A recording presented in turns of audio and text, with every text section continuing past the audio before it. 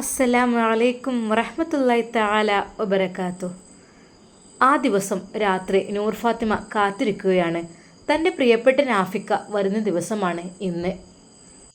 ഈ പ്രാവശ്യം അവൾക്ക് വളരെയധികം പ്രതീക്ഷയുണ്ട്. കാരണം തിരിച്ചു പോകുമ്പോൾ തനിക്കും തൻ്റെ നാഫിക്കയുടെ കൂടെ പോകാലോ എന്ന് കരുതിയിട്ട്. ഉമ്മയുടെ കാര്യത്തെക്കുറിച്ച് സംസാരിച്ചപ്പോൾ ഉമ്മക്ക് സന്തോഷമാണ് ഉണ്ടായത്. സ്വന്തം ഭർത്താവിൻ്റെ കൂടെ ജീവിക്കുന്നത് തന്നെയാണ് മോളെ എപ്പോഴും നല്ലത്. ഞാൻ അത് തന്നെയാണ് ആഗ്രഹിക്കുന്നതും. പക്ഷേ നീ ഇല്ലാത്ത ദിവസങ്ങൾ ഇവിടെ സത്യം പറഞ്ഞാൽ ഒരു സന്തോഷമില്ലാത്ത പോലെയാണ്. പക്ഷേ സാരമില്ല, നാഫിക്കും നിനക്കും സന്തോഷ ജീവിതം ഉണ്ടാവട്ടെ, അതാണ് ഞാൻ ആഗ്രഹിക്കുന്നത്. നിങ്ങളൊരിക്കലും അകന്നു കഴിയാൻ ഞാൻ ആഗ്രഹിക്കുന്നില്ല. ഉമ്മയുടെ ഒരു വാക്കുകൾ നൂർ ഫാത്തിമ ഓർത്തു. അന്ന് സമയം ഒരുപാടായിട്ടുണ്ട്. രാത്രി നാഫിക്ക വരുന്നതും കാത്തിരിക്കുകയാണ് നൂർ ഫാത്തിമ. പക്ഷേ എത്രയായിട്ടും കാണുന്നേയില്ല. അവൾക്ക് ഉറക്കം വന്നു തുടങ്ങിയിരുന്നു. പക്ഷേ ഇക്കയില്ലാതെ ഉറങ്ങാൻ അത് ശരിയല്ല. എന്തായാലും കാത്തിരിക്കാം. അതിൽ ഉമ്മ വിളിക്കുന്നു, മോളെ, നൂർ മോളെ, മോള് കിടന്നോ? ഇങ്ങനെ എന്തിനാ ഉറക്കമൊഴിച്ച് നിൽക്കണത്? അവന് ലേറ്റാവുമെന്ന് പറഞ്ഞതല്ലേ. എന്തൊക്കെ തന്നെയായാലും ഇനിയിപ്പോൾ മദ്രസത്തെ പരിപാടിയും കാര്യങ്ങളും ഒക്കെ കഴിയാതെ ഓനെ കിട്ടൂല. അതേ, മോള് കിടന്നോ? വരുമ്പോൾ വാതിൽ തുറന്നു കൊടുക്കുക. ഉമ്മ, അത് വേണ്ട, ഞാൻ ഇവിടെ ഇരുന്നോളാം, കുഴപ്പമില്ല. മോളെ, നീ പുറത്തേക്കൊന്നും ഇറങ്ങല്ലേ കേട്ടോ, അവിടെ തന്നെ നിന്നാൽ മതി. ഇല്ല ഉമ്മ, അതൊക്കെ സേഫ്റ്റിയാണല്ലോ, ഇപ്പം പുറത്തേക്കൊന്നും ഇറങ്ങുന്നില്ല. പക്ഷേ ഞാൻ പുറത്തേക്ക് നോക്കിക്കൊണ്ടാണ് ഇരിക്കുന്നത്. അവിടേക്ക് ഇങ്ങനെ നോക്കിയിരിക്കണ്ട. ഈ സമയത്ത് അതൊന്നും നല്ലതല്ല. എന്തെങ്കിലും വല്ല കാഴ്ചയും കണ്ടാലേ പിന്നെ അത് മതിയാവും. നീ ഇങ്ങോട്ട് അകത്തേക്ക് പോര്. സിറ്റ് ഔട്ടിൽ വന്നിരുന്ന നൂർ ഫാത്തിമയെ ഉമ്മ അകത്തേക്ക് വിളിച്ചു. ഉമ്മയുടെ വാക്കല്ലേ, അനുസരിക്കാതിരിക്കാൻ പറ്റില്ലല്ലോ എന്ന് കരുതി നൂർ ഫാത്തിമ അകത്തേക്ക് കയറി. സത്യം പറഞ്ഞാൽ നാഫിക്ക് വന്നിട്ട് അകത്തേക്ക് പോകുന്നതായിരുന്നു അവൾക്ക് ഇഷ്ടം. ആ തണുപ്പുള്ള രാത്രിയിൽ നാഫിക്കയെ കാത്തുകൊണ്ട് അവൾ ഇരിക്കുന്നു. അവൾ അവിടെ ബെഡിൽ ഇരുന്നു.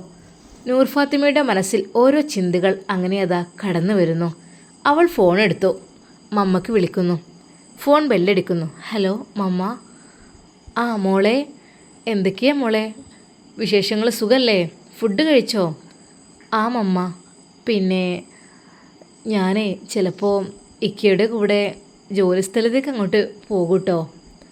ആണോ? അപ്പോൾ ഉമ്മയും ഉപ്പയും വിട്ടിട്ട് പോവുകയാണോ? ആ, ഉമ്മക്കും ഉപ്പക്കും കുഴപ്പമില്ല. എന്നും വരലൊന്നും നടക്കൂല, ഒരുപാട് ദൂരമുള്ളതല്ലേ. അപ്പോൾ എന്തൊക്കെ തന്നെയാലും രാത്രി 12 മണിയാവും ഇവിടെ എത്തുമ്പോഴേക്ക്. പിന്നെ പുലർച്ചെ പോവുകയും വേണം. അതുകൊണ്ട് അതാണല്ലേ. അപ്പോൾ മോളെ അവിടെ റൂമും കാര്യങ്ങളൊക്കെ അതൊക്കെ ഉണ്ടെന്ന് പറഞ്ഞു. മോളെ ശ്രദ്ധിക്കണം കേട്ടോ. ഇവിടെ എന്ന് പറഞ്ഞാലേ ഉമ്മ ഉണ്ടാകും. അവിടെ ആകുമ്പോഴേ അവൻ ഡ്യൂട്ടിക്ക് പോയി കഴിഞ്ഞാൽ പിന്നെ മോള് തനിച്ചാവില്ലേ. ഉമ്മ, തൊട്ടടുത്ത് തന്നെയാണ് മദ്രസയുടെയൊക്കെ പള്ളീൻ്റെയൊക്കെ തൊട്ടടുത്ത് തന്നെയാണ് ഒരു വീട് എന്നാണ് പറഞ്ഞത്. ആ ഒരു വീട് അവിടെയുള്ള ആളുകൾ ഉസ്താദിന് വേണ്ടി കൊടുത്തതാണത്രേ. ആണല്ലേ? എന്നാലും ശ്രദ്ധിക്കണം കേട്ടോ. ആ മമ്മ. പിന്നെ പപ്പ എവിടെ? പപ്പ എത്തിയിട്ടില്ലടേ. പപ്പയെ ഞാൻ വെയിറ്റ് ചെയ്ത് നിൽക്കുകയാണ്. പപ്പ എവിടെയാണാവോ? ഇത്രയൊന്നും ടൈം നിൽക്കാറില്ല. എന്താണെന്നാവോ, ഞാൻ വിളിച്ചിട്ടുമില്ല. ഇനി എന്തെങ്കിലുമൊക്കെ ഫ്രണ്ട്സാൾ എന്തെങ്കിലും കണ്ട് എന്തെങ്കിലും പ്രോഗ്രാം എന്തെങ്കിലും ഉണ്ടോ അറിയില്ല. മമ്മ, എന്നാൽ ശരി കേട്ടോ മോളെ, നല്ലോണം ശ്രദ്ധിക്കണം കേട്ടോ എല്ലാ കാര്യത്തിലും. എന്നാൽ ശരി മോളെ. മമ്മ, പപ്പ വന്നിട്ട് പറഞ്ഞോളൂ കേട്ടോ ഞാൻ വിളിച്ചിരുന്നു എന്നുള്ളത്. ആയിക്കോട്ടെ മോളെ, ഞാൻ പറഞ്ഞോളാം. മോള് വിഷമിക്കാതെ നല്ല സുഖത്തിലിരുന്നാൽ മതി. എന്നാൽ തന്നെ എനിക്കും പപ്പക്കും ഇവിടെ സന്തോഷമാണ്. മോൾക്ക് സങ്കടമായി കേൾക്കുമ്പോഴോ മോളുടെ വിഷമങ്ങൾ അറിയുമ്പോഴേ ഞങ്ങൾക്ക് ഒരു സുഖമില്ല. മമ്മ, പിന്നെ ചിലപ്പോൾ ഡെലിവറിക്ക് വേണ്ടിയിട്ട് സൗദിയിലേക്ക് പോകേണ്ടി വരും കേട്ടോ എനിക്ക്. മോളെ, അങ്ങനെയാണോ? അപ്പോൾ മോള് മമ്മയുടെ അടുക്കൽ നിൽക്കുന്നില്ല? ആ ഒരു വാക്ക് പറഞ്ഞപ്പോൾ നൂർ ഫാത്തിമക്ക് ശരിക്കും സങ്കടം വന്നു. ശരിയാണ്, എൻ്റെ ആദ്യത്തെ പ്രസവമാണ്. എല്ലാവരും ആദ്യത്തെ പ്രസവം പെറ്റമ്മയുടെ അടുക്കലാണ് നിൽക്കാറുള്ളത്. അതാവുമ്പോഴാണല്ലോ. പക്ഷേ എന്തിപ്പോൾ ചെയ്യും? ഇവിടെ ഉമ്മാക്കും എന്നെ നോക്കണമെന്നുണ്ട്. അതുപോലെ അറബി ഉമ്മ ആദ്യമേ പറഞ്ഞു വെച്ചതാണ് എനിക്കൊരു മോളില്ല, അപ്പോൾ എൻ്റെ മോളായിട്ട് നീ തന്നെ ഉള്ളൂ. അതുകൊണ്ട് എൻ്റെ നൂർ ഫാത്തിമ ഇവിടെ പ്രസവിച്ച് കിടക്കണം എന്നുള്ളതൊക്കെ. മോളെ, നീ എന്തൊന്നും മിണ്ടാത്തത്? അതെ മമ്മ, ഞാനെന്താ പറയുക, അറബി ഉമ്മക്ക് ആഗ്രഹം അവിടെ നിൽക്കണമെന്നാണ്. സുൽഫത്തുമ്മക്കാണെങ്കിൽ ഇവിടെ. എൻ്റെ അമ്മയ്ക്കാണെങ്കിൽ അവിടെ. ഞാൻ എന്ത് ചെയ്യാം മോളെ? ഇതിൽ ഞാൻ മോളോടൊന്നും പ്രത്യേകിച്ച് പറയുന്നില്ല. എനിക്ക് ശരിയാണ് എൻ്റെ മോളെ പ്രസവത്തിന് വേണ്ടി നോക്കുക എന്ന് പറഞ്ഞാൽ ഏതൊരു അമ്മമാർക്കും സന്തോഷമുള്ള കാര്യമാണ്. പക്ഷേ മോളെ, നിൻ്റെ ഭർത്താവിന് എപ്പോഴും വരാനൊക്കെ സൗകര്യം ഉള്ള സ്ഥലത്താവുന്നതാണ് ഏറ്റവും നല്ലത്. അതാകുമ്പോൾ നിനക്കൊരു സന്തോഷമാവുമല്ലോ. അതെവിടെയാണ് ഏറ്റവും കൂടുതൽ വരാൻ പറ്റുക ആ ഒരു സ്ഥലം മോൾ തിരഞ്ഞെടുത്തോ, അതായിരിക്കും നല്ലത്. മമ്മ, അത് ഇവിടെ ആകുമ്പോൾ ഡെയിലി വരാം, പക്ഷേ ബുദ്ധിമുട്ടായിരിക്കും. പിന്നെ ഡെലിവറിക്ക് വേണ്ടി ലീവ് എടുക്കേണ്ടി വരും 1-2 മാസമൊക്കെ. അങ്ങനെയാണെങ്കിൽ മമ്മ, എനിക്ക് ഏറ്റവും ഇഷ്ടം സൗദി അറേബ്യയിലാണ്. ആണോ മോളെ? അപ്പം മമ്മയുടെ അടുക്കൽ നിൽക്കാൻ താല്പര്യമില്ലേ? താല്പര്യമില്ല എന്നിട്ടല്ല മമ്മ, എനിക്ക് തോന്നുന്നു ഒന്നുകൂടി സൗകര്യവും കാര്യങ്ങളും പിന്നെ ഇക്കാക്ക് വരാനൊക്കെ അതായിരിക്കും നല്ലതെന്ന് തോന്നുന്നു. ആയിക്കോട്ടെ മോളെ, മോളുടെ ഇഷ്ടം പോലെ ചെയ്യും. മമ്മക്ക് ചെറിയൊരു വേദന ഉണ്ട് എൻ്റെ കുട്ടിയെ നോക്കാൻ പറ്റാത്തതിൽ. മമ്മ, ഞാൻ പ്രസവം കഴിഞ്ഞ് ഒരു 2 മാസം കഴിഞ്ഞിട്ട് ഞാൻ വരാം അങ്ങോട്ട് കുഞ്ഞിനെയും കൊണ്ട് കേട്ടോ. അതായിരിക്കും നല്ലത്. എന്നാൽ പിന്നെ എനിക്ക് എൻ്റെ കാര്യങ്ങളൊക്കെ ചെയ്യാനായും ചെയ്തോ. മോളെ, അതിനെന്താടേ, എൻ്റെ കുട്ടിയെ എത്ര വേണമെങ്കിൽ ഞാൻ നോക്കുമല്ലോ. എനിക്കൊരു കുഴപ്പമില്ലാതിരുന്നാൽ മതി. എൻ്റെ കുട്ടിയെ നോക്കുന്നതിന് എനിക്ക് സന്തോഷമേ ഉള്ളൂ. പിന്നെ അവരുടെ ഇഷ്ടത്തിനും നിൽക്കണ്ടേ. ഇനിയിപ്പോൾ പ്രസവം ഇവിടെ പറ്റൂലെങ്കിലോ അവർക്ക്? മമ്മ, അങ്ങനത്തെ പ്രശ്നമൊന്നും അവർക്കൊന്നുമില്ല. പക്ഷേ എങ്കിലും ഇതാദ്യമേ അറബിയുമ്മ അങ്ങ് ഏറ്റെടുത്തതാണ്. അതുകൊണ്ട് സാരല്ല മോളെ, എൻ്റെ കുട്ടി എവിടെയായാലും നല്ല സന്തോഷത്തോടെ കഴിഞ്ഞാൽ മതി. അത് മാത്രമേ ഉള്ളൂ ഈ മമ്മക്കും പപ്പക്കും ചിന്തിക്കാനുള്ളത്. അത് മാത്രമേ ഞങ്ങൾക്ക് സമാധാനമുള്ളത്. നിൻ്റെ സുഖകരമായ ജീവിതം, നിൻ്റെ സന്തോഷം, അത് നല്ല രീതിയിലാവുമ്പോൾ ഞങ്ങൾക്ക് വല്ലാത്തൊരു സന്തോഷമാണ് മോളെ. നിൻ്റെ ഭർത്താവിനെ കുറിച്ച് തന്നെ നിൻ്റെ പപ്പയ്ക്ക് വലിയ മതിപ്പാണ്. ആദ്യമൊന്നും എനിക്ക് മോളെ വലിയ ഇഷ്ടമല്ലായിരുന്നു. ഒന്നാമത് നിൻ്റെ അമ്മാവന്മാരും പിന്നെ കുടുംബക്കാരും ഒക്കെ ഇങ്ങനെ പറയുമ്പോഴേ വല്ലാതെ കുത്തുവാക്കുകളായിരുന്നു കേട്ടിരുന്നത്. പക്ഷേ പിന്നെ നിൻ്റെ ഭർത്താവിൻ്റെ കാര്യങ്ങളൊക്കെ നിൻ്റെ പപ്പ പറയുമ്പോൾ അപ്പോഴും എനിക്ക് സത്യം പറഞ്ഞാൽ ടെൻഷനായിരുന്നു. പിന്നെയാണ് എല്ലാം ശരിയായി വന്നത്. ഇപ്പോൾ എനിക്ക് തോന്നുകയാണ്, അങ്ങനെയൊരു ഭർത്താവിന് എൻ്റെ കുട്ടിക്ക് കിട്ടിയത് നന്നായി എന്നുള്ളത്. നൂർ ഫാത്തിമ അത് കേട്ട് ചിരിച്ചു. മമ്മ, എൻ്റെ ഭർത്താവൊക്കെ നല്ല ഭർത്താവാണ്. സത്യം പറഞ്ഞാൽ എനിക്ക് എല്ലാം കൊണ്ടും നല്ല രീതിയിൽ എന്നെ കെയർ ചെയ്യുന്ന ഭർത്താവാണ് മോളെ. അതുതന്നെയാണ് വേണ്ടത്. ദാമ്പത്യ ജീവിതം എന്ന് പറഞ്ഞാൽ ഭർത്താക്കന്മാരും ഭാര്യമാരും പരസ്പരം സഹകരിച്ച് ജീവിക്കുക, സഹകരിച്ച് നല്ല സന്തോഷത്തോടു കൂടി ജീവിക്കാൻ കഴിഞ്ഞാൽ അതാണ് ദാമ്പത്യ ജീവിതത്തിൻ്റെ വിജയം. അല്ലാതെ പ്രശ്നങ്ങളും കലഹങ്ങളൊക്കെ ആയിട്ട് നിൽക്കുമ്പോൾ അത് പരാജയമാണ്. പിന്നെ വിട്ടുവീഴ്ച ചെയ്യുക. ഒരാളുടെ അടുത്ത് എന്തെങ്കിലും ഉണ്ടെങ്കിൽ മറ്റേ ആൾ അത് വിട്ടുവീഴ്ച ചെയ്യുക, ക്ഷമിക്കുക. അങ്ങനെയൊക്കെ ചെയ്താലും കുറേയൊക്കെ പ്രശ്നങ്ങൾ സോൾവ് ചെയ്യാൻ കഴിയും. ശരിയാണ് മമ്മ, എൻ്റെ ഭർത്താവൊക്കെ അതിലൊക്കെ നല്ലതാണ്. അതൊന്നും കുഴപ്പമില്ല. ആ ഒരു നിമിഷം നൂർ ഫാത്തിമ അത് ഓർത്തു. അതെ, മനാഫിൻ്റെ കോൾ തൻ്റെ ഫോണിലേക്ക് വന്നപ്പോൾ, ആ മെസ്സേജുകൾ വന്നപ്പോൾ, അതിൻ്റെ പ്രിയപ്പെട്ട നാഫിക്ക് കാണാനിടയായപ്പോൾ പാവം അദ്ദേഹത്തിൻ്റെ ഹൃദയം പൊട്ടിക്കാണും. കാരണം ഞാൻ എത്രക്കും സ്നേഹിക്കുന്ന എൻ്റെ പ്രിയപ്പെട്ട ഭാര്യയ്ക്ക് ആരാങ്ങനെ വിളിക്കാൻ, ആരങ്ങനെ മെസ്സേജ് അയക്കാൻ എന്ന് വിചാരിച്ചിട്ട്. ആ 2 ദിവസം എന്നോട് എൻ്റെ നാഫിക്ക അല്പം പിണക്കത്തിലായിരുന്നു. അത് ആർക്കായാലും ഉണ്ടാവുമല്ലോ. സഹിക്കാൻ കഴിയാത്ത സംഭവമാണ്. സ്വന്തം ഭാര്യയുടെ ഫോണിലേക്ക് ഒരാൾ വിളിക്കുക, ഒരു അന്യപുരുഷന്, അല്ലെങ്കിൽ മെസ്സേജ് അയക്കുക, അല്ലെങ്കിൽ തൻ്റെ ഭർത്താവിനെ ആരെങ്കിലും വിളിക്കുക, മെസ്സേജ് അയക്കുക എന്നൊക്കെ പറഞ്ഞാൽ അവരുടെ ഇണകൾക്ക് അത് ഏറ്റവും സങ്കടകരമായ കാര്യമാണ്. ആ ഒരു അവസ്ഥ എൻ്റെ ഭർത്താവിനും വന്നു. അപ്പോൾ പാവം അദ്ദേഹം ഒരുപാട് വിഷമിച്ചിട്ടുണ്ടാവും. പഠിച്ചോനെ, നീ എനിക്ക് പുറത്തു തരണേ റഹ്മാനെ. എന്താ മോളെ നീ ഒന്നും മിണ്ടാത്തത്? അല്ല മമ്മ, ഞാനേ പിന്നെ ഓരോന്ന് ആലോചിച്ച് കൂട്ടണ്ട കേട്ടോ. നല്ല രീതിയിൽ സന്തോഷത്തോടു കൂടി ജീവിക്കുക. അപ്പോഴതാ നൂർ ഫാത്തിമയുടെ വീട്ടിലെ കോളിംഗ് ബെൽ സൗണ്ട് കേൾക്കുന്നു. ആ മോളെ, പപ്പയാണെന്ന് തോന്നുന്നു. മമ്മ വാതിൽ തുറന്നു നോക്കി. അതെ, ആരാ വിളിക്കുന്നത്? മോളാണ് ഇച്ചായ. ഇതാ മോളെ, നാളെ മുതൽ അവളെ ഹസ്ബൻഡ് ജോലി ചെയ്യുന്ന അവിടേക്ക് ഒരു ഫ്ലാറ്റിലേക്ക് ഒരു വീട്ടിലേക്ക് അങ്ങനെ മാറുകയാണെന്നാണ് പറഞ്ഞത്. ആണോ? അപ്പോൾ ഉമ്മയും ഉപ്പയും തനിച്ചാക്കി. അതെ, അവർക്ക് കുഴപ്പമില്ല എന്ന് പറഞ്ഞു. പിന്നെ ആഴ്ചയിൽ വരുമല്ലോ. പിന്നെയെന്ന് വെച്ചാൽ ആ ഉമ്മാക്കൊക്കെ ഭർത്താവിൻ്റെ കൂടെ അവർ ജീവിക്കട്ടെ എന്ന് തന്നെയാണ് ആഗ്രഹം. പപ്പ ഫോൺ വാങ്ങി. മോളെ, റിന മോളെ. ആ പപ്പ, സുഖല്ലേ? എവിടെയായിരുന്നു ഇത്ര ടൈമേ? അത് ഞാൻ ഫ്രണ്ട്സുകളൊക്കെ കൂടെ എന്തൊരു ഫംഗ്ഷൻ ഉണ്ട് അവിടെ നാളെ, അപ്പോൾ പിന്നെ അതിൻ്റേതായിട്ടൊരു കാര്യങ്ങളിൽ തിരക്കില്ലേ ആണ്. അപ്പോൾ പപ്പ, എന്നാൽ ഞങ്ങൾ നാളെ അങ്ങോട്ട് പുറപ്പെടും കേട്ടോ. ഇനി നിങ്ങൾ വരികയാണെങ്കിൽ കാണാൻ വരികയാണെങ്കിൽ എനിക്ക് തോന്നുകയാണ് അങ്ങോട്ട് വരികയായിരിക്കും നല്ലത്. അല്ലെങ്കിൽ പിന്നെ വ്യാഴം വെള്ളിയൊക്കെ ഇങ്ങോട്ട് വരേണ്ടി വരും. മോളെ, വരുമ്പോൾ പിന്നെ ഉമ്മയോ ഉപ്പയൊക്കെ കാണുന്നതല്ലേ ഏറ്റവും നല്ലത്. ഞങ്ങൾ തറവാട്ടിലേക്ക് തന്നെ വന്നോളാം. നിങ്ങൾ എന്താണെന്ന് വെച്ചാൽ നിങ്ങൾ നിങ്ങളുടെ ഇഷ്ടം പോലെ പോയിക്കോളൂ. പപ്പ ഫുഡ് കഴിച്ചിട്ടില്ലല്ലോ? മോളെ, ഞാൻ അവിടുന്ന് കഴിച്ചു വന്നതാണ്. അപ്പോൾ എന്നാൽ ശരി അമ്മ, പപ്പ, എന്നാൽ ഞാൻ വെക്കട്ടെ കേട്ടോ. അങ്ങനെ അതാ നൂർ ഫാത്തിമ ഫോൺ കട്ട് ചെയ്തു. തൻ്റെ നാഫിക്കയെ ഇനിയും കാണുന്നില്ല. അന്ന് ഉച്ചയ്ക്ക് വിളിച്ചതാണ്, പിന്നെ വിളിച്ചിട്ടുമില്ല. ഉച്ചയ്ക്ക് വിളിച്ചപ്പോൾ തന്നോട് പറഞ്ഞിരുന്നു, ഞാൻ റൂമൊക്കെ ഒന്ന് സെറ്റാക്കി എടുക്കുകയാണ്, കുഴപ്പമില്ല, നല്ല വീടൊക്കെ തന്നെയാണ്, പക്ഷേ ജസ്റ്റ് ഒന്ന് സെറ്റാക്കാനുള്ള പരിപാടിയേ ഉള്ളൂ. കാരണം പുതിയ വീട് എടുത്തിട്ടതാണ്, താമസമൊന്നും ഇല്ലാത്തതുകൊണ്ടേ. അതിന് വേണ്ടിയിട്ട് ക്ലീനിങ്ങിന് ഉസ്താദിനും ഭാര്യയ്ക്കും വേണ്ടിയിട്ടുള്ള വീടല്ലേ, അത് ക്ലീൻ ചെയ്യാൻ ആരെങ്കിലുമൊക്കെ ഒന്ന് പോകണമെന്ന് പറഞ്ഞപ്പോഴേക്കും 2-3 പെണ്ണുങ്ങൾ വന്നിട്ട് അതൊക്കെ ക്ലീൻ ചെയ്ത് വൃത്തിയാക്കി സെറ്റാക്കി വെക്കുന്നുണ്ട്. നാഫിക്ക, അതൊക്കെ നമ്മൾ അങ്ങോട്ട് ചെന്നിട്ട് ചെയ്താൽ പോരെ? ആ, ഗർഭിണിയായ നിന്നെയും കൊണ്ട് ഞാൻ ഈ പണികളൊക്കെ എടുപ്പിക്കേ. എന്താ പെണ്ണ് നിനക്ക്? അല്ലെങ്കിൽ തന്നെ 1-2 മണിക്കൂറോളം യാത്രയുണ്ട്. അതൊക്കെ കഴിഞ്ഞ് ഒരുപാട് സമയമാവില്ലേ പെണ്ണെ? എന്തായാലും അവർ ക്ലീനാക്കി സെറ്റാക്കുന്നുണ്ട് കേട്ടോ. അത് ഗ്രൂപ്പിലോ അങ്ങനെ എന്താ പറഞ്ഞാൽ തോന്നുന്നു, നമ്മളല്ല കമ്മിറ്റിക്കാരെന്തോ പറഞ്ഞപ്പോൾ അവരൊക്കെ വന്നപ്പോൾ എത്ര സഹകരണമാണെന്നോ. എല്ലാവർക്കും ഭയങ്കര ഒരു സന്തോഷം. ആ, ഭയങ്കര സന്തോഷമൊക്കെ ഉണ്ടല്ലേ?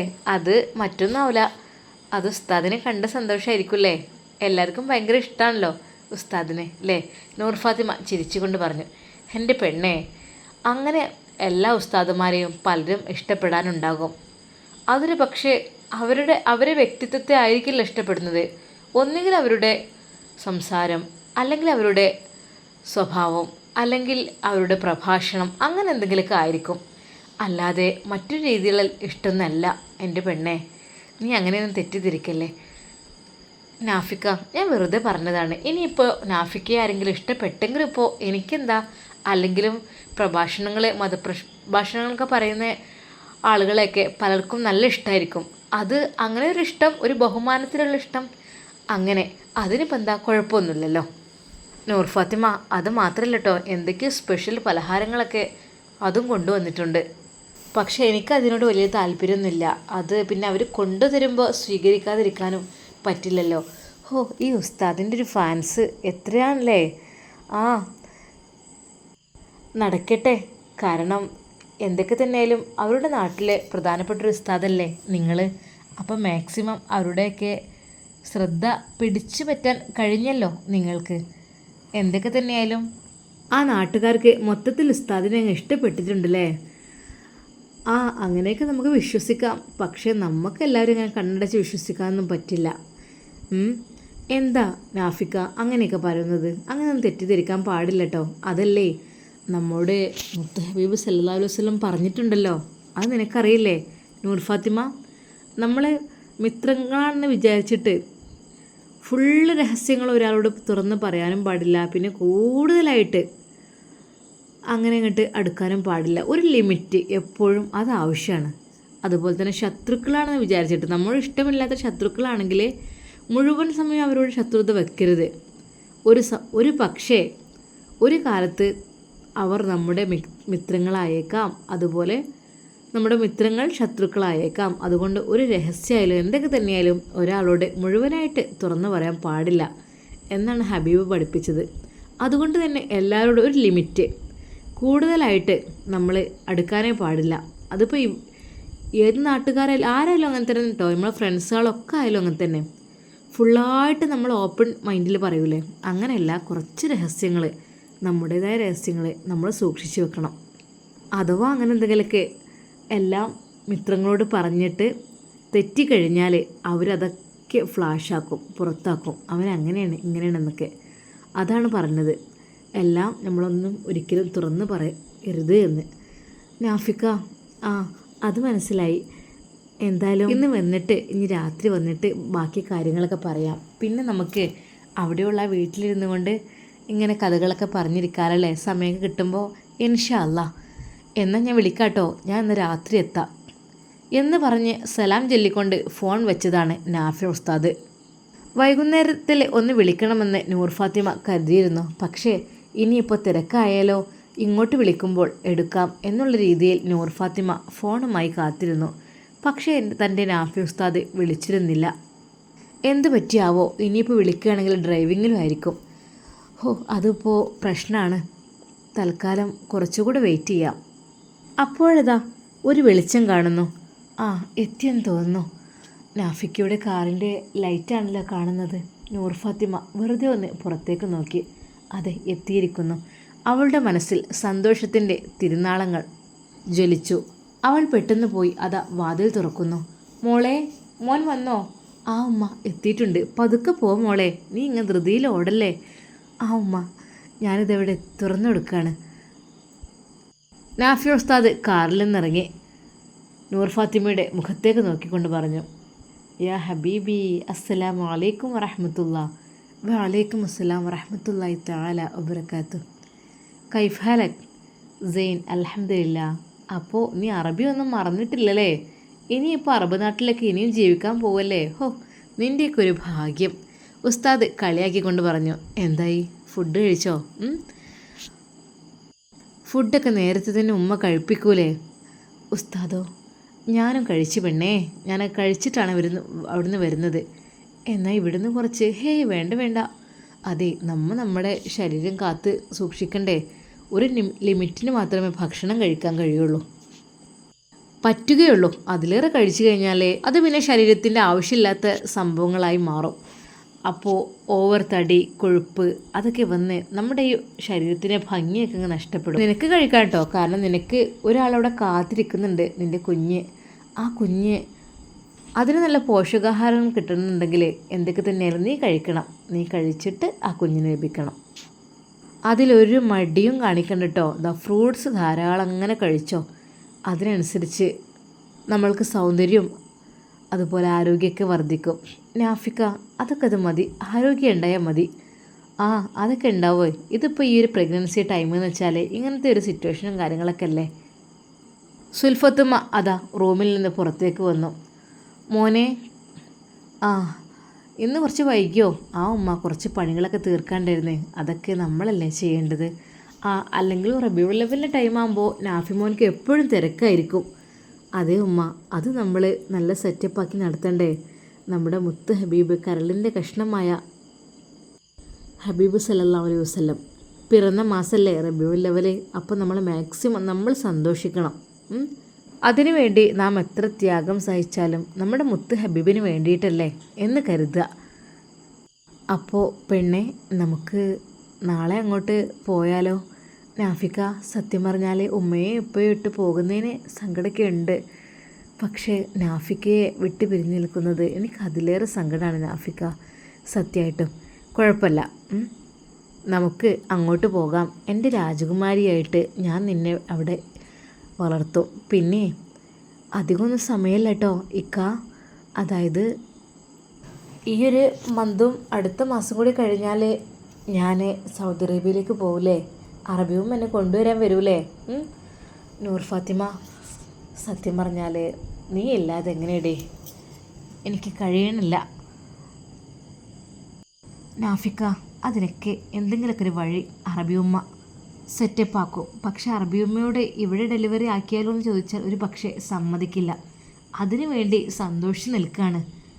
ആ നിമിഷം നൂർ ഫാത്തിമ മനാഫിനെ ഓർത്തു. പഠിച്ചവനെ, അയാളുടെ ശല്യം ഇനിയും ഇല്ലാതിരുന്നാൽ മതിയായിരുന്നു. എന്നാൽ തന്നെ ദുനിയാവ് സ്വർഗ്ഗമാണ്. അയാളുണ്ടെങ്കിൽ സത്യം പറഞ്ഞാൽ ഭയങ്കര പേടിയാണ് റബ്ബേ. അയാളുടെ ശല്യം ഇനി ഒരിക്കലും എനിക്കുണ്ടാവരുത്, എൻ്റെ നാഫിക്കാക്കും ഉണ്ടാവരുത് റബ്ബേ. ആമീൻ. എന്തൊക്കെ തന്നെയായാലും എല്ലാ കാര്യങ്ങളും ഉപ്പയെ ഹോസ്പിറ്റലിൽ അഡ്മിറ്റാക്കിയതും അവിടെ നിന്ന് കൊടുത്ത മെഡിസിനും കാര്യങ്ങളും എല്ലാത്തിനെ കുറിച്ചും ഞാൻ നല്ല ഡീറ്റെയിൽ ആയിട്ട് കാര്യങ്ങൾ എഴുതി ഏൽപ്പിച്ചിട്ടുണ്ട്. അതുകൊണ്ട് തന്നെ എനിക്ക് നീതി കിട്ടുകയാണെങ്കിൽ, അല്ലെങ്കിൽ ഇവിടുത്തെ ഉപ്പാക്ക് ആർക്കൊക്കെ തന്നെ എൻ്റെ നാഫിക്കാക്ക് അവർ ചെയ്ത അക്രമങ്ങൾക്ക് അത് കറക്റ്റായിട്ട് പഠിച്ച റബ്ബേ ശിക്ഷ നീ കൊടുക്ക് റഹ്മാനെ. നൂർ ഫാത്തിമ ദുആ ചെയ്തു. ഉസ്താദ് ഫ്രഷായി അതാ റൂമിലേക്ക് കടക്കുന്നു. എൻ്റെ പെണ്ണെ, നിനക്ക് ഉറക്കം വന്നിരുന്നോ? നാഫിക്ക ചെറുതായിട്ട് കുറേ സമയം ഇങ്ങനെ സിറ്റ് ഔട്ടിലിരുന്നപ്പോഴേ എനിക്ക് സത്യം പറഞ്ഞാൽ ചെറുതായിട്ടൊരു ഉറക്കമൊക്കെ വന്നിരുന്നു. പക്ഷേ എൻ്റെ നാഫിക്ക വരും എന്നുള്ളത് ഓർത്തപ്പോൾ മനസ്സിന് വല്ലാത്തൊരു സന്തോഷം. അങ്ങനെ ഞാൻ അവിടെ ഇരുന്നപ്പോൾ ഉമ്മ പറഞ്ഞു, മോളെ അകത്തേക്ക് പോര് എന്ന് പറഞ്ഞു. എന്തായാലും വീട്ടിലേക്കൊക്കെ ഒന്ന് വിളിച്ച് കുറച്ച് കഴിഞ്ഞപ്പോൾ എൻ്റെ പ്രിയപ്പെട്ട നാഫിക്ക ഇവിടെ എത്തിയല്ലോ. മാഷാ അല്ലാ, അൽഹംദുലില്ലാ. പിന്നെ നമ്മൾ നിൽക്കാൻ പോകുന്ന വീടെന്ന് വെച്ചാൽ ഇത്ര സെറ്റപ്പൊന്നും ആയിരിക്കില്ല കേട്ടോ. സെറ്റപ്പാണ്, കുഴപ്പമില്ല. പക്ഷേ ഇവിടെ ആകുമ്പോൾ ഉമ്മയുടെയും ഉപ്പയുടെയും ഒരു സാന്നിധ്യം അതൊക്കെ വല്ലാത്തൊരു ബർക്കത്തല്ലേ. അത് ഏറ്റവും ശരി തന്നെയാണ്, ഉമ്മയുടെയും ഉപ്പയുടെയും കൂടെ ജീവിക്കുക എന്നുള്ളത്. പക്ഷെ ഉമ്മക്കൊക്കെ ഇഷ്ടം നാഫിക്കയുടെ കൂടെ ഞാൻ നിൽക്കുന്നതാണ്. അതാണ് എനിക്കും ഇഷ്ടം. അതുതന്നെയാണ് പെണ്ണെ, എന്നും നീ എൻ്റെ കൂടെ വേണം. അതുതന്നെയാണ് ഏതൊരു ഭർത്താക്കന്മാരും ആഗ്രഹിക്കുന്നത്. അതിൽ യാതൊരു സംശയവുമില്ല. ഓരോ കാര്യങ്ങൾ പറഞ്ഞുകൊണ്ട് നൂർ ഫാത്തിമയും ഉസ്താദും ആ രാത്രി അതാ അവിടെ ഉറങ്ങുവാൻ വേണ്ടി കിടക്കുകയാണ്. ഇൻഷാ അല്ലാ നാളെ പോകണോ അതോ മറ്റന്നാൾ പുലർച്ചെ പോയാൽ മതിയോ? ഉസ്താദ് നൂർ ഫാത്തിമയോട് ചോദിച്ചു. നാഫിക്ക, മറ്റന്നാൾ പുലർച്ചെ പോകാം, അതല്ലേ നല്ലത്. പിന്നെ അവിടെ എത്തിയിട്ട് നിനക്ക് കുറച്ച് ഫ്രണ്ട്സൊക്കെ വരും കേട്ടോ. ഞാൻ പറഞ്ഞല്ലോ, ആ വീടൊന്ന് സെറ്റാക്കാൻ വേണ്ടി വന്നപ്പോൾ എത്ര പെണ്ണുങ്ങളാണെന്നോ വരുന്നത്. നാഫിക്ക, അത് എല്ലാവർക്കും ഒന്നും അങ്ങനെ കിട്ടില്ല. പക്ഷേ ഉസ്താദുമാരെന്ന് പറഞ്ഞാൽ എല്ലാവർക്കും അങ്ങനെ ഒരു ഇഷ്ടമാണ് അവരോട്. അതായിരിക്കില്ലേ? അങ്ങനെയാണെന്ന് തോന്നുന്നു, അറിയില്ല, അല്ലാഹു ആലം. അപ്പോൾ എനിക്ക് ബോറടിക്കൊന്നുമില്ല എൻ്റെ നാഫിക്ക ഇല്ലെങ്കിലും. എൻ്റെ അടുത്തേക്ക് അവരൊക്കെ വരുമല്ലോ അല്ലേ ഇടയ്ക്കൊക്കെ. പിന്നെ എൻ്റെ നൂർമോളെ കാണാൻ എത്ര ആളാണ് അവിടെ കാത്തിരിക്കുന്നത് അറിയോ? എന്നും ചോദിക്കും, ഇന്ന് കൊണ്ടുവരുമോ നാളെ കൊണ്ടുവരുമോ എന്നൊക്കെ ചോദിച്ച്. അപ്പോൾ ഞാൻ പറയും ഇൻഷാ അല്ലാ ഞാൻ കൊണ്ടുവരാം എന്നൊക്കെ പറഞ്ഞിട്ടുണ്ട്. ഇപ്പം എന്തായാലും ഞാൻ കറക്റ്റ് ആയില്ലേ, റൂമൊക്കെ വീടൊക്കെ റെഡിയാക്കി. വീടൊക്കെ നല്ല അടിപൊളി വീടാണ് കേട്ടോ. പിന്നെ അത്രയൊന്നും വേണ്ടില്ലായിരുന്നു അല്ലേ, നമുക്കൊരു ചെറിയ വീട് പോരെ. നാഫിക്ക, എനിക്കും നിങ്ങൾക്കും താമസിക്കാൻ ഒരു റൂം മതി. അതിലൊരു ഭക്ഷണമൊക്കെ ഒന്ന് കുക്ക് ചെയ്യാനുള്ള ചെറിയൊരു സൗകര്യം അത് മതി. അല്ലാതെ ഒരുപാട് വലുതൊന്നും ഞാൻ ആഗ്രഹിക്കുന്നേ ഇല്ല. എനിക്കെൻ്റെ നാഫിക്കയെ മതി. എൻ്റെ നാഫിക്കയുടെ കൂടെ ആ ഒരു സന്തോഷകരമായ ജീവിതം, അതും ഒരു കൊച്ചു വീട്ടിൽ, അതാണ് ഞാൻ ആഗ്രഹിക്കുന്നത്. അതായിരിക്കും എന്നും സമാധാനം. എൻ്റെ കൊച്ചുകള്ളേ, അപ്പോൾ നിൻ്റെ മനസ്സിൽ അങ്ങനെയൊക്കെയാണല്ലേ. പക്ഷേ വീടല്പം കുറച്ച് വലിപ്പം കൂടിപ്പോയിട്ടോ. സാരല്ല, നമുക്ക് ആവശ്യത്തിന് യൂസ് ചെയ്താൽ മതിയല്ലോ അല്ലേ. ആയിക്കോട്ടെ നൂർമോളെ. പിന്നെ എൻ്റെ കുഞ്ഞ് അനങ്ങണൊക്കെ അല്ലേ, നോക്കട്ടെ. ഉസ്താദ് നൂർ ഫാത്തിമയുടെ ആ വയറിൽ ചെവി വെച്ച് നോക്കി. എന്നെ ചവിട്ടെന്ന് തോന്നുന്നു. അങ്ങനെ ഒന്നുമില്ല, അതിങ്ങനെ അനങ്ങുകയാണ്. അതെ, ഈ സമയത്തൊക്കെ നല്ല അനക്കം തന്നെ ആയിരിക്കും. മാഷാ അല്ലാ, അള്ളാഹുവേ എൻ്റെ കുഞ്ഞിനെയും എൻ്റെ പെണ്ണിനെയും നീ കാത്തു രക്ഷിക്ക് റഹ്മാനെ. ഉസ്താദ് ദുആ ചെയ്തു. നൂർ ഫാത്തിമ പറഞ്ഞു, ഉപ്പച്ചിയെ കാണാഞ്ഞാൽ കുട്ടിക്ക് അധികം ഇളക്കാണ്. ചോദിക്കായിരിക്കും എവിടെ എൻ്റെ ഉപ്പച്ചി എന്നുള്ളത്. അത് കേട്ട് ഉസ്താദ് പുഞ്ചിരിച്ചു. ആ നൂർ ഫാത്തിമയുടെ കവിളിൽ മെല്ലെ ഒന്ന് നുള്ളി. എൻ്റെ പെണ്ണെ, നിൻ്റെ തമാശ കൊള്ളാട്ടോ. എന്നാ വാ, എന്നാ കിടക്ക്. അങ്ങനെ നൂർ ഫാത്തിമയും ഉസ്താദും അതാ ചെല്ലാനുള്ളതൊക്കെ ചൊല്ലിപ്പറഞ്ഞ് ശരീരമാസകലം തടവി അവരിതാ ഉറങ്ങുവാൻ വേണ്ടി കിടക്കുന്നു. ഇൻഷാ അല്ലാ ഇതിൻ്റെ ബാക്കി ഭാഗം നാളെ കാണാം. എല്ലാവർക്കും അസ്സലാമു അലൈക്കും വറഹ്മത്തുള്ളാഹി.